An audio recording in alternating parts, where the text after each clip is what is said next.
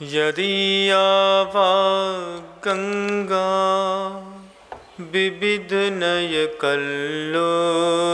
विमला बृहज्ज्ञानाम्भोभिर्जगति जनतां या स्नपयति इदानीमपेशा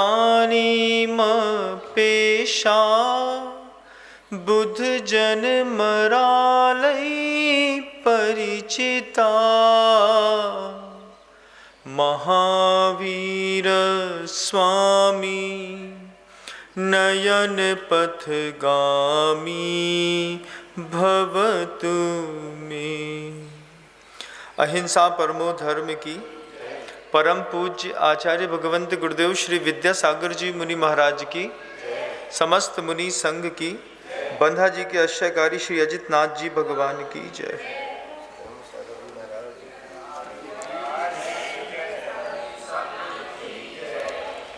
तीन चार दिनों के अंतराल के बाद एक बार पुनः हम उस हनुमान कथा की ओर बढ़ रहे हैं जो तीन चार दिनों तक प्रवाह रुकने के कारण जनमानस को बहुत ज़्यादा आकुलता हो रही थी। बाहर बहुत आकुलता का माहौल था कि महाराज श्री हनुमान कथा कब होगी। तो पुनः एक बार आचार्य रविशरण आचार्य महाराज कृत पद्म पुराण का लाभ लेते हुए हनुमान और रामचंद्र जी के जीवन चरित्र और उसके वैभव को देखने का प्रयास आपके सामने प्रस्तुत है। पिछले सत्र में आपने सुना था कैसे भामंडल जब वरुण को विजय कर लेते हैं रावण और हनुमान मिलकर के, तो भामंडल सारी की सारी स्त्रियों को ला करके पकड़ करके ले आता है, रावण के सामने प्रस्तुत करता है कि अपन इसका भोग करेंगे। रावण जो है वो बहुत तेज क्रोधित होकर के भामंडल को डांटते हैं और डांटने के पश्चात कहते हैं कि हमारी दुश्मनी तो वरुण से थी, स्त्रियों के ऊपर अनायास अनापेक्षित जो तुमने इस तरीके का एक दुराभाव रखा है ये तुम्हें शोभा नहीं देता। छोटे भाई भामंडल को डांट करके सारी स्त्रियों को स्वतंत्र कराया। स्वतंत्र कराने के बाद वहाँ पर जो साध्वी भगवंत थे, उन साध्वी भगवंतों के मन के अंदर भी इस बात का क्षोभ पैदा हो गया था कि भामंडल जब सामान्य स्त्रियों को पकड़ रहा है तो हमें भी किसी तरीके से प्रताड़ित कर सकता है। सारी की सारी साध्वी भगवंतों को भी रावण ने आश्वस्त किया कि आप अपनी साधना निरंतर करें, मैं किसी भी प्रकार का आपके ऊपर कोई भी क्लेश प्रस्तुत नहीं करूँगा। ये शब्दों को सुनकर के साध्वियों को बड़ा आनंद महसूस हुआ। उसके बाद जब रावण की राज दरबार में सभा लगी और वरुण को वहाँ पर उपस्थित किया गया, वह वरुण माथा नीचे करते हुए जब राज दरबार में प्रवेश कर रहा था तो ऐसा लग रहा था कि जैसे किसी विशाल काय हाथी को वास्तव में बंधन में बांध करके सामने खड़ा कर दिया गया है। रावण भी कम नहीं थे, रावण भी 3 खंड के अधिपति हैं। त्रिपृष्ठ नारायण ये जो रावण है, ये रावण 3 खंड का अधिपति, अतुलनीय वैभव, अतुलनीय बल, इन सब का सामर्थ्यशाली एक सौंदर्यवान विद्याधर राक्षस गण का, राक्षस जाति है, ना कि राक्षस प्रकृति है। प्रकृति में और जाति में अंतर होता है। जैसे आपके कुंडलियों में भी राक्षस गण लिखा रहता है, ऐसे ही वानर वंशी, राक्षस वंशी ये वंशों के नाम थे। इन वंशों के नाम को कालांतर में जब मुनि सुब्रत नाथ भगवान का शासनकाल चला गया तो कुछ भ्रमित बुद्धियों ने इनको राक्षस बताना घोषित कर दिया। वास्तव में ये राक्षस वंशी थे। वानर वंशी, राक्षस वंशी ये इनके वंश का नाम था। हरिवंश है, कुरुवंश है, राक्षस वंश है, सूर्यवंश है, चंद्रवंश है, ये सब वंशों के नाम हैं। लेकिन जनमानस में ऐसी जनश्रुति फैल गई कि रावण बहुत बड़ा राक्षस था। ये बिल्कुल एक नितांत भ्रम है बंधुओं। उसको अपने सौंदर्य पर इतना स्वयं में गुमान था कि जब उसने केवली भगवंत के सामने इस बात का संकल्प किया था कि जो स्त्री मुझे नहीं चाहेगी मैं चला करके उसको कभी छूऊंगा तक नहीं, उसको अपने आप में इतना विश्वास था कि मेरे सौंदर्य को देख करके ऐसी कौन सी स्त्री है जो मुझे नहीं चाहेगी। लेकिन उसका यह भ्रम जब माता सीता से उसका सामना हुआ तब यह भ्रम भी मिट गया। वरुण जब सामने उपस्थित हुआ, राज दरबार में बहुत बड़ा राज दरबार लगा हुआ था। उस वक्त रावण की वह उदार मनापना देखने को बनता था। वरुण सामने आकर के कहता है कि आपने मुझे जीत लिया है, अब मैं आपका दास हूँ। यह दास शब्द सुनकर के रावण कहते हैं कि तुम्हें विजय करने के लिए मुझे कितना पुरुषार्थ करना पड़ा है ये मैं जानता हूँ, और जब इतने पुरुषार्थ करने के बाद किसी चीज को प्राप्त किया जाता है तो उसे दास बना करके नहीं रखा जाता, उसे मित्र बना करके रखा जाता है। जब इतना उच्च सम्मान वरुण ने अपने कानों से सुना कि रावण ऐसी बात कर रहे हैं, और रावण स्वयं कहते हैं कि वरुण तुम्हारा पूरा का पूरा राज्य वास्तव में फिर से तुम्हारा है, तुम वहां पर स्थापित होकर के पुनः अपने राज्य को करो, बस आधीनता इस बात की स्वीकार करो कि तुम मुझसे कभी विरोध नहीं करोगे। महापुरुषों को जीतने के बाद वैभव नहीं चाहिए, मात्र आप सर झुका करके हमारी विनय पूर्वक आधीनता स्वीकार कर लें, इतने में महापुरुष संतुष्ट हो जाते हैं। रावण ने कहा कि वह पूरा राज्य रसातलपुर का, उसके अधिपति तुम स्वयं बनकर के रहोगे और मेरे अनुसार अपने वहाँ के राज्य शासन को और गतिविधियाँ प्रदान करोगे। वरुण ने नतमस्तक होकर के यह बात स्वीकार कर ली। वरुण को लगा कि रावण ने मेरे ऊपर बहुत उपकार किया है। वो चाहता तो मुझे मरवा सकता था, वो चाहता तो मुझे सूली पर चढ़वा सकता था, वो चाहता तो मुझे फांसी दिलवा सकता था, लेकिन ना उसने मुझे सूली पर चढ़ाया, ना उसने मुझको फांसी चढ़ाई, ना ही मेरा वध किया, ना ही मेरी लोक में निंदा करी। राज दरबार में बुला करके चुपचाप मैंने दास बोला और उसने मुझे मित्र बोल करके वापस मेरा राज्य मुझको वापस कर दिया है। इस रावण के इस ऋण से मैं कैसे उन होऊंगा। यह बात जब वरुण सोच रहा था तो वरुण ने कैसे मैं रावण को संतुष्ट करूं, क्या उपहार दूं, यह सोच करके वरुण ने जो उसका परम शत्रु था, जिसको जीतने के लिए रावण को हनुमान की सहायता लेनी पड़ी। वरुण ने कहा कि अकेले जीतना तो मुझे ऐसा लगता था कि शायद असंभव होगा, लेकिन ये महाबली रावण से कहते हैं वरुण कि ये महाबली हनुमान का ही वैभव है कि आप मुझे जीत पाए। इसके लिए आपका पुण्य के साथ हनुमान निश्चित रूप से आपके अभिन्न सहयोगी बने। तब वरुण को लगा कि हम रावण को क्या दे दें। उस वक्त वरुण ने अपनी सत्यवती नाम की कन्या का विवाह रावण के साथ कर दिया। पहले से भी ये नीतियां चली आई हैं कि किसी बलशाली व्यक्ति को अपने समर्थन में रखना है तो उससे संबंध स्थापित कर लो। राजा महाराजाओं में ये बहुत नीतियां चला करती थी। अपनी सुशील, सुशोभित, सुंदर, रूपवान कन्याओं का वे बड़े बड़े राजकुलों में विवाह करके और फिर वहाँ से मैत्री संबंध स्थापित कर लेते थे, जिसमें इनका राज्य भी निष्कंटक चलता था और वहाँ भी निष्कंटक पना बना रहता था। वरुण ने वही किया। वरुण ने सत्यवती नाम की कन्या रावण को देकर के रावण को संतुष्ट किया। जब वरुण अपने स्थान पर रसातलपुर पे वापस चले गए, फिर महाराज लंकाधिपति रावण ने एक अभूतपूर्व आयोजन किया।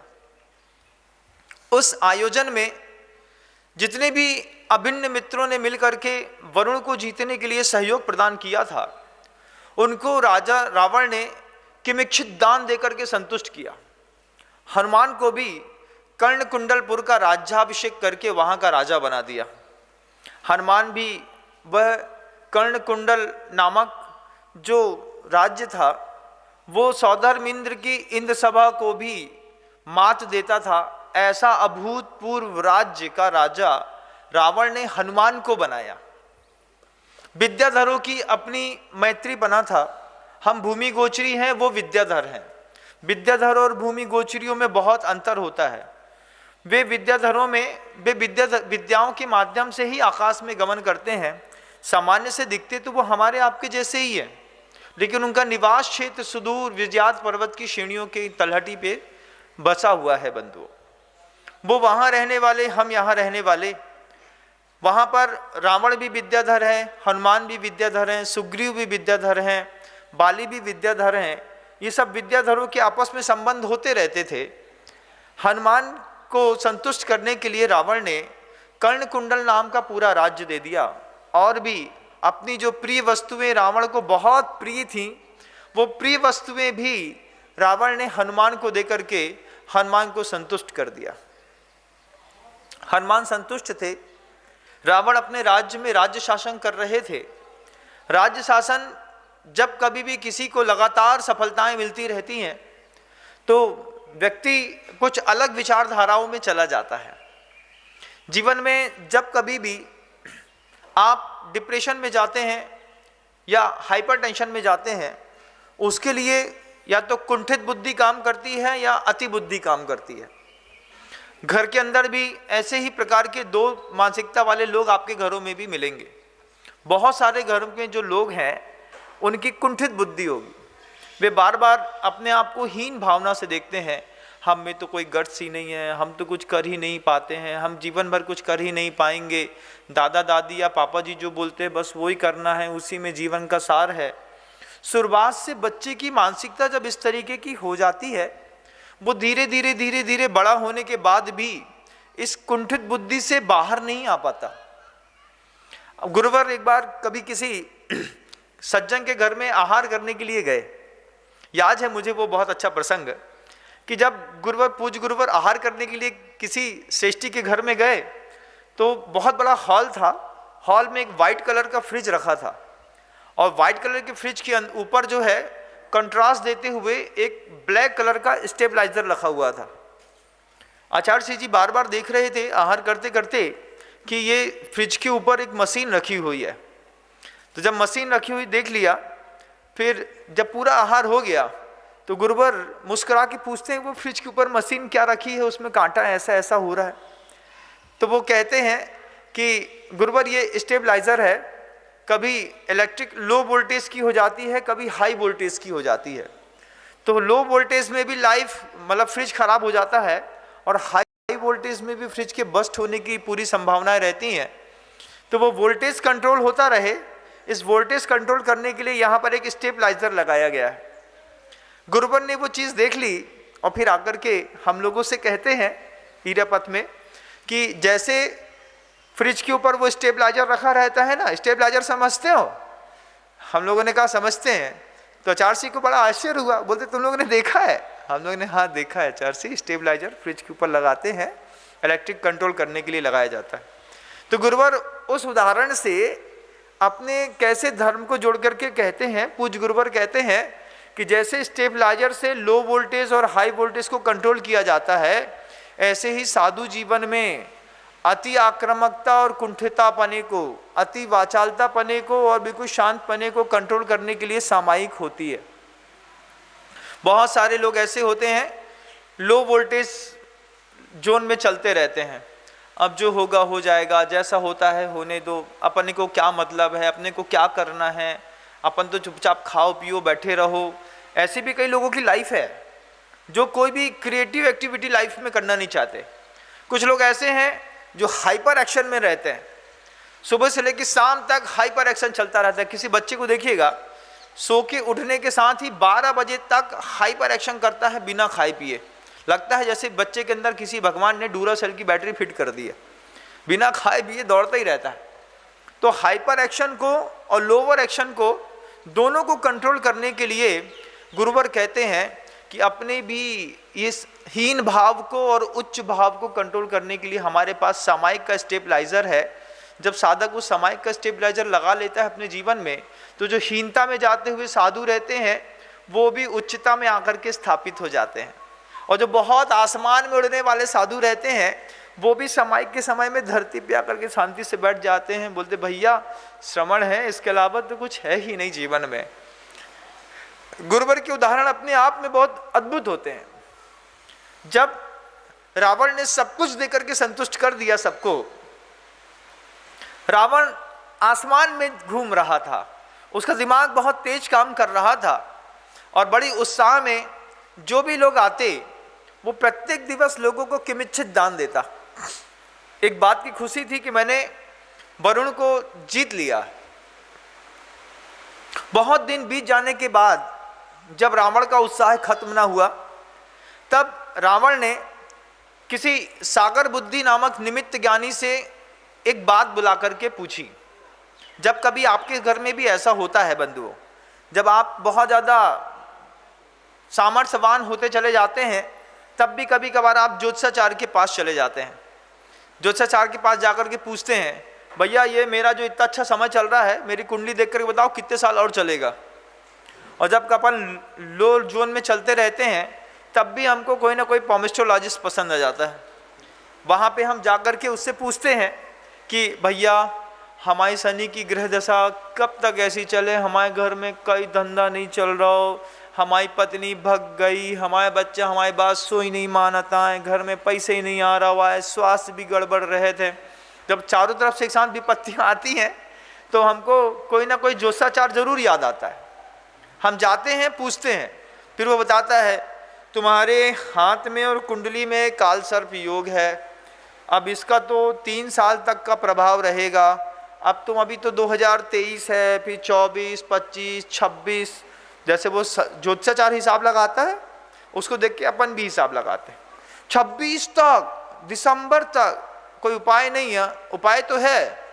उपाय क्या है? वो माता जी की पूजा करनी पड़ेगी, 31,000 रुपये की है। अरे बहुत बड़ी हो गई जी माता जी, थोड़ी कम करो, तो 11,000 वाली करा देंगे। अरे ये भी बहुत ज़्यादा है, तो 5,000 वाली करा देंगे। फिर ला दे के 500, 1100, 2100 में आप निश्चित रूप से अपने ज्योतिष या ग्रहों की शांति के लिए कहीं ना कहीं तो पूजा का पैसा दे करके आ ही जाते हैं।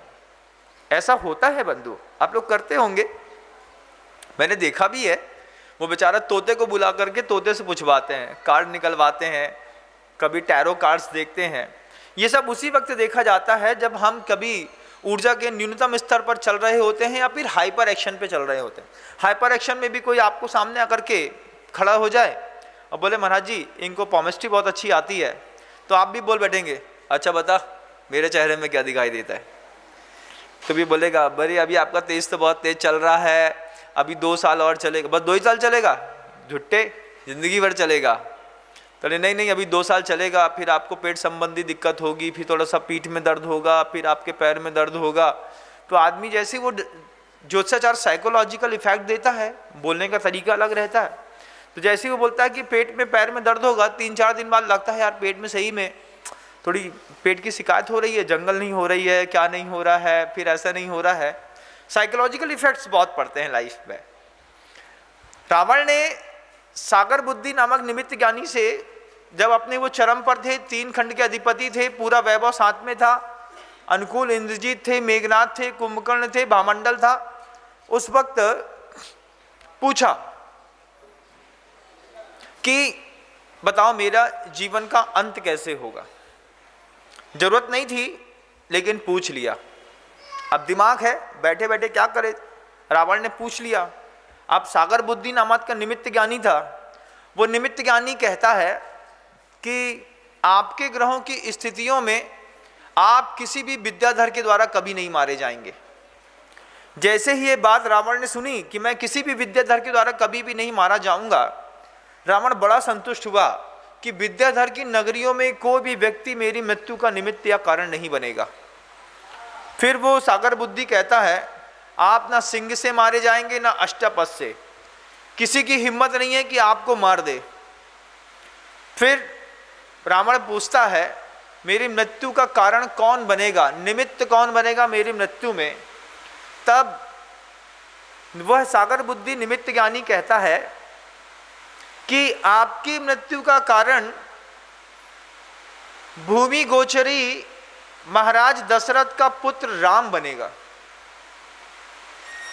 ये बात निमित्त ज्ञानी सागर बुद्धि ने रावण को विद्याधर की नगरियों में वहां रहते हुए बता दी थी कि दुनिया में कोई भूमि गोचरी राम महाराज दशरथ हैं, उनका पुत्र है राम, वो आपकी मृत्यु में निमित्त बनेंगे।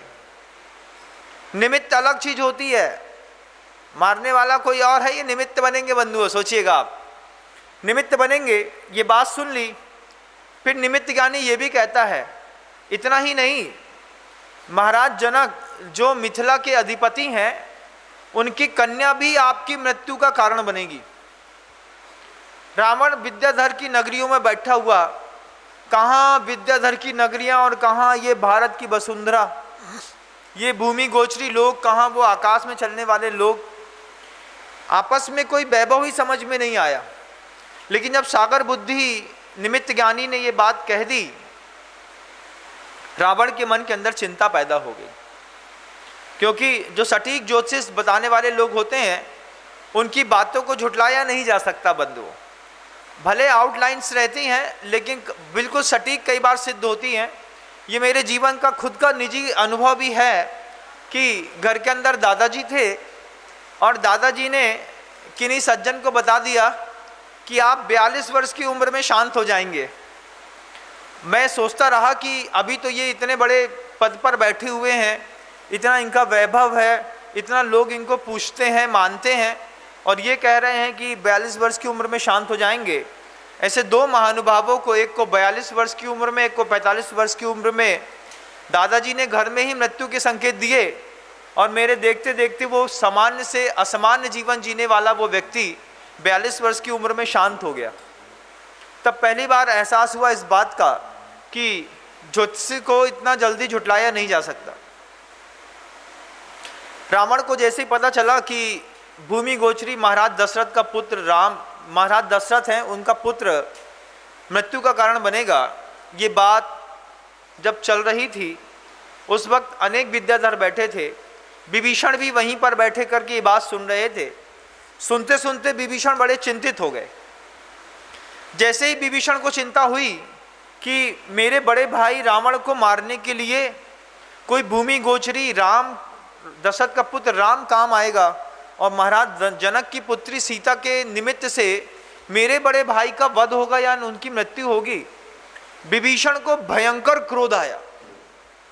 विभीषण ने सारे विद्याधर बुला करके विद्याधर नगरी से निकल करके उस धरती पर भेजे इस बात के लिए कि जा करके पता करो कि ये महाराज दशरथ कहाँ रहते हैं, पता करो महाराज जनक कहाँ पर रहते हैं। उन्होंने बरसों निकाल दिए इस बात को ढूंढने के लिए कि महाराज जनक और दशरथ कहाँ रहते हैं। विद्याधर के लोगों को महाराज जनक और दशरथ का पता नहीं मिला। इधर महाराज दशरथ अपने आंगन पर बैठ करके जिनेन्द्र भगवान की पूजन, अभिषेक इत्यादि कर रहे थे। उसी वक्त आकाश मार्ग से घूमते फिरते हुए एक मणिमय कमंडल लेकर के और साथ में रत्नों की एक उसमें उनके गले पर एक जनेऊ डली हुई थी, मणिमय बंद बंधे हुए थे। ऐसे नारद ऋषि जो हैं आकाश मार्ग से नीचे उतरते उतरते उतरते उतरते महाराज दशरथ के सामने आकर के खड़े हो गए। जैसे ही नारद सामने आकर के खड़े हुए, दशरथ ने नारद को बारंबार नमस्कार किया। नमस्कार करने के बाद नारद जी से पूछते हैं, हे संत श्रेष्ठ, आप ये बताइए कि आप अभी कहाँ से आ रहे हैं। जब नारद ने बताया कि अभी तो मैं पूरी विद्याधर की नगरियों को घूमा, फिर विजयात की सीढ़ियों में गया, फिर गजदंत पर्वत पर जाकर के मैंने भव्यतम जिनालय के दर्शन किए। वे कैसे जिनालय थे जहाँ पर बैठने के लिए आसन भी शुद्ध सोने के बनाए गए थे। वैडूर्य मणि की दीवारें थीं जहाँ पर अकृत्रिम जिनालयों में अद्भुत जिनबिंब विराजमान थे। मैंने ऐसे सौंदर्यवान अनेकों जिनबिंबों के दर्शन किए, वहाँ पे पूजन का सौभाग्य प्राप्त किया। वहाँ से मेरा मन नहीं भरा तो फिर मैं और विशेष श्रेणियों में जा कर के वहाँ पे जो अकृत्रिम जिनालय थे, सारे के सारे अकृत्रिम जिनालयों की मनोहर बड़ी बड़ी प्रतिमाओं के दर्शन करके, पूजन करके अपने आप को धन्य मानता हुआ, दर्शन करता हुआ जब मैं विद्याधर की नगरियों में लंका पहुँचा तो महाराज दशरथ, लंका में मुझे एक संवाद सुनने को मिला। वह संवाद जो सागर बुद्धि और रावण के बीच में हुआ था, वह पूरा का पूरा संवाद नारद ने महाराज दशरथ को सुना दिया। जब महाराज दशरथ ने दशरथ को नारद ने पूरा संवाद सुनाया कि सागर बुद्धि एक निमित्त ज्ञानी के द्वारा रावण को ये बताया गया है कि तुम्हारी मृत्यु महाराज दशरथ के पुत्र के माध्यम से होगी। तब से विभीषण बड़ा क्रुद्ध हो गया है और क्रुद्ध होकर के विभीषण पूरी सृष्टि पर आपको ढूंढ रहा है। कितने अच्छे हैं नारद, पहले से आकर के बता दिया दशरथ को। अब दशरथ के मन के अंदर कुलबुल कुलबुल कुलबुल पैदा हो गई कि हम तो भूमि गोचरी रहने वाले लोग और वो विद्याधर के अधिपति वो विभीषण मुझे धरती पर ढूंढ रहा है। क्या करते महाराज दशरथ? नारद बार बार महाराज दशरथ से कहते हैं कि महाराज दशरथ, आप अपने बचने का खुद उपाय ढूंढिए, अपनी रक्षा स्वयं करिए, क्योंकि विभीषण अत्यंत वेगवान और अत्यंत क्रोधशाली है। उसके क्रोध को मैंने वहाँ पर देखा था, मुझे लगा कि मैं आकर के आपको बता दूं, इसलिए मैंने आपको संज्ञान दिया। अब आप अपनी रक्षा स्वयं करिएगा। ऐसे शुभ संकेत दे करके और अशुभ से बचने के उपाय बता करके नारद आकाश मार्ग से ये कहते हुए निकल गए कि अब मैं जाकर के राजा जनक को और संवाद सूचित करा दूं कि जिसमें राजा जनक भी हैं वो भी घर के अंदर जो हैं अपनी सुरक्षा कर पाएंगे। तो कौशल नरेश महाराज दशरथ से मिलकर के नारद जो हैं सीधे मिथिला पहुंच करके राजा जनक के पास पहुंचे।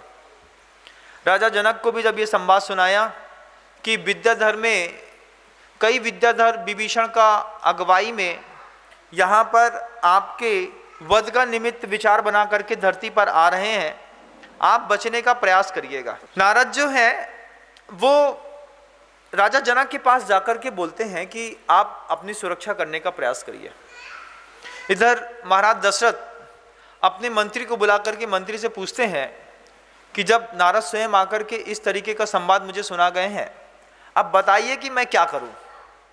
मंत्री बहुत चतुर थे और सबसे बड़ी बात महाराज दशरथ के बहुत विश्वस्त थे।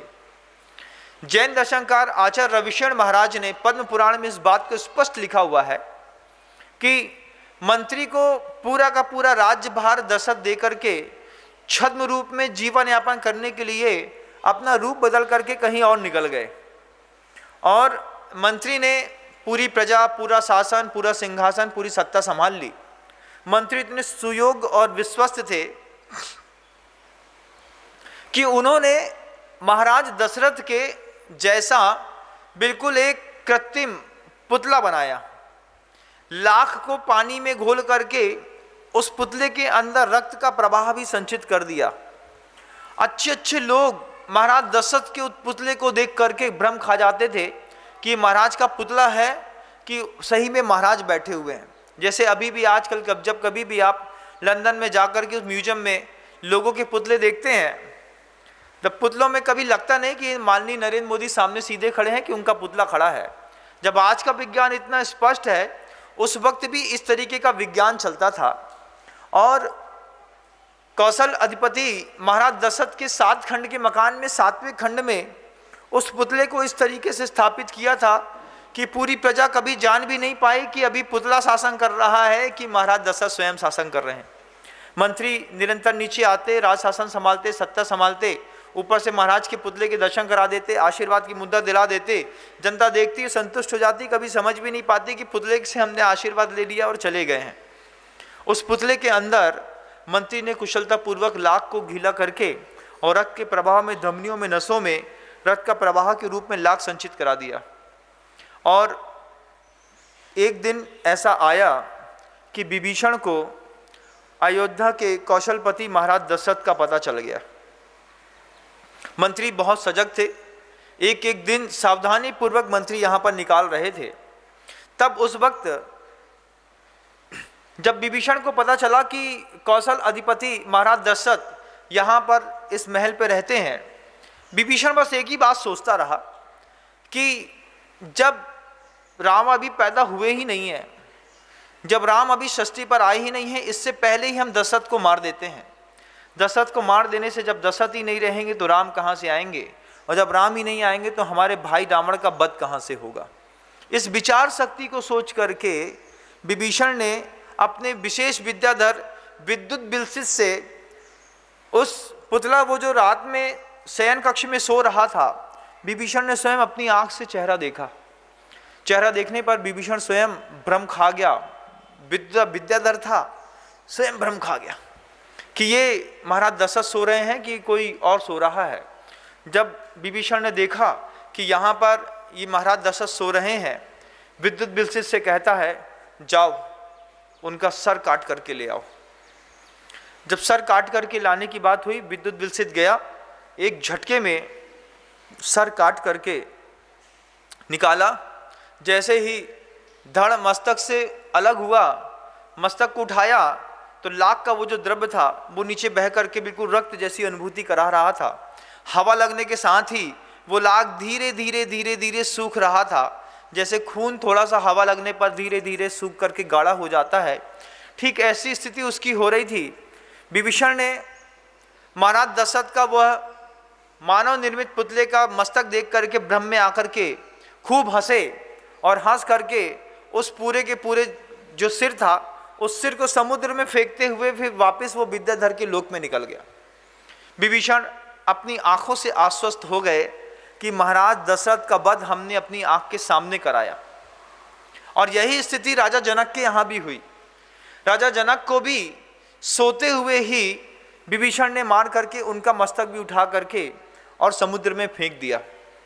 विभीषण लौट करके जब अपने विद्याधर के लोक में जाकर के अपने महल पर बैठे और जब विद्याधर का क्रोध विभीषण का शांत हुआ, शांत होने के बाद विभीषण को इस कृत्य पर बहुत पश्चाताप हुआ। विभीषण बार बार एक ही बात सोचता था, कहाँ वो भूमि गोचरी, उसको कोई विद्या नाम की चीज नहीं है, वो कहाँ ये द्वीपों के बीच में आगे निकल करके समुद्र के मध्य में जो ये लंका है, ये कहाँ यहाँ पे पहुँचेंगे, कैसे पहुँचेंगे, उनकी ताकत ही नहीं है।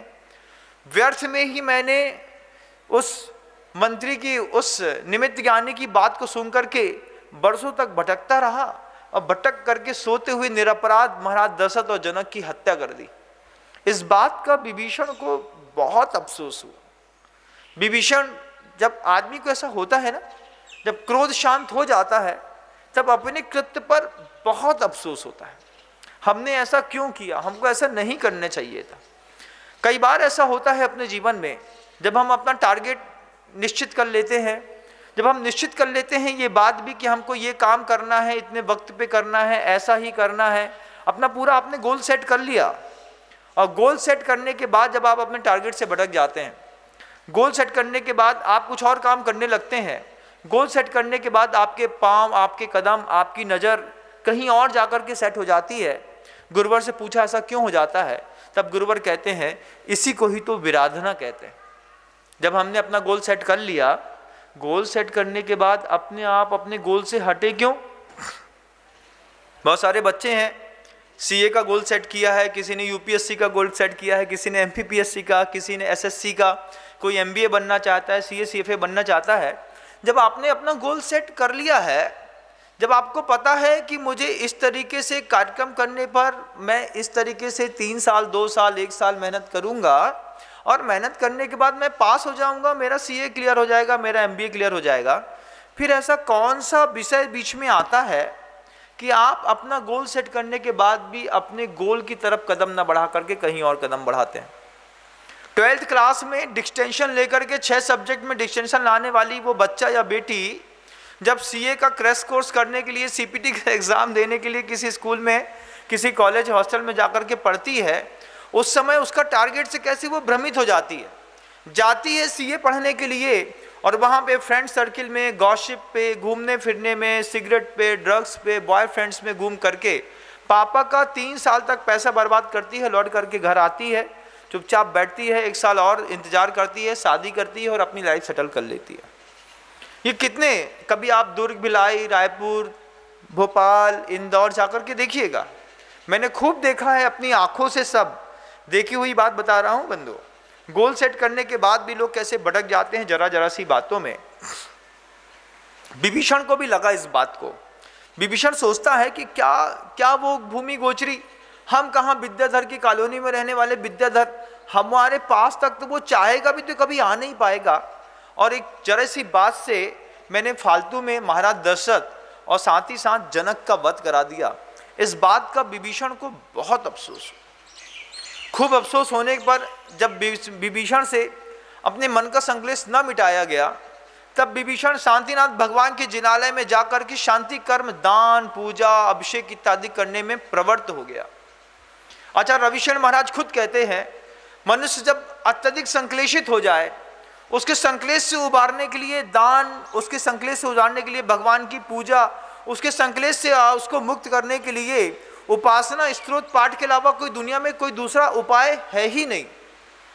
विभीषण ने भी वो उपाय किया, लेकिन हम यहाँ पर मनुष्य लोक में रहने वाले लोग जब डिप्रेशन में चले जाते हैं, जब हमको घर में कोई अवसाद में आ जाता है, जब हम कोई गलती कर देते हैं, गलती करने के बाद खुद अपने आप में गिल्ट फील करते हैं, गिल्ट फील तो करते हैं, रोते हैं, फालतू के काम करते हैं, लेकिन दर्शन, पूजन, अभिषेक, दान, पूजा, स्तोत्र पाठ इत्यादि में हमारी प्रवृत्ति नहीं होती। विभीषण साफ साफ शांति कर्म करके अपने आप को बार बार संतुष्ट करता रहा कि मैंने भगवान का अभिषेक किया, मैंने भगवान की पूजा की, मैंने भगवान मंदिरों में दान दिया, मैंने बहुत अच्छी सी व्यवस्थाएं बना ली हैं, मैं निश्चित ही उस पाप कर्म को थोड़ा सा कम कर पाऊंगा या उससे उन्नृण हो पाऊंगा। ऐसी विचारधारा विभीषण की बन रही थी कि धीरे से विभीषण को सोचते सोचते निद्रा आ गई। अब निद्रा आने के बाद क्या हुआ, इसके लिए फिर हम कल उपस्थित होंगे, आपका समय होने को आया है। निरंतर जहाँ तक मेरा विवेक काम करेगा इस कथानक को प्रवाहमान रखने का प्रयास करूँगा। आप भी अपना धैर्य बना के रखिएगा, क्योंकि और भी मुनि जीवन में और भी बहुत सारे ऐसे कर्तव्य होते हैं जिनका निर्वाहन करना पड़ता है। उसके बीच में अगर स्वाध्याय इत्यादि में थोड़ा बहुत लेट आगे पीछे हो जाते हैं तो प्रवाह मस्तिष्क से प्रवाहित नहीं हो पाता है। सुधी पाठक श्रोतागण जो मुझे बाहर सुनते हैं, मैं समझता हूँ कि आपको कितनी उत्सुकता रहती है वहाँ पर सुनने वक्त। मैं निरंतर कोशिश करूँगा जहाँ तक मेरा संभव होगा ये हनुमान की कथा आप लोगों के जीवन में किस नए संदेश को लेकर के आए। अभी शब्दों को विराम देता हूँ। गुरुदेव श्री विद्यासागर जी महाराज। जा वाणी के ज्ञान से सूझे लोकालो, सो वाणी मस्तक नमु सदा देत हूँ दो। माँ जिन वाणी भारती तो है जपो दिन रैन, जो तेरी शरणा गहे सो पावे सुख।